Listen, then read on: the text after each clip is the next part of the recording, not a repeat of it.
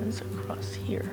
The whole installation is called Vanity, Chapter 1, the first Holy Communion moments before the end. And it was sort of an in-joke that I had that this was my greatest fashion moment and everything was downhill after the Holy Communion, because usually you're like, perfect. Are you going to be? Is we're differentiating the Holy Communion dresses from the bridal dresses, because the whole process of the Holy Communion is the bride of Christ. So I'm sort of making a parallel between the innocence of childhood and the impending drama of marriage. So maybe we'll do the veils to the corner.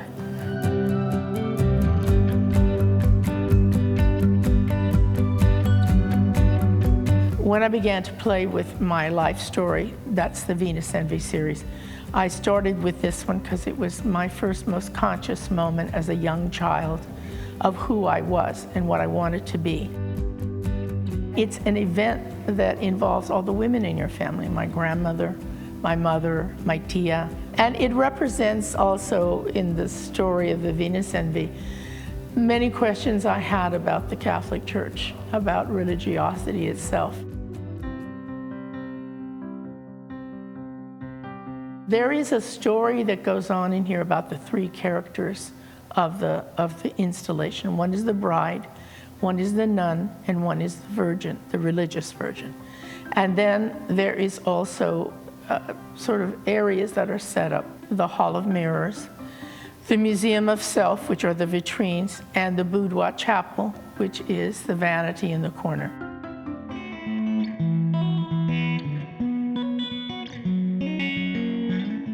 So it would be at the end where the white mirror is. Then you have this one, and then above it would be this one. Okay.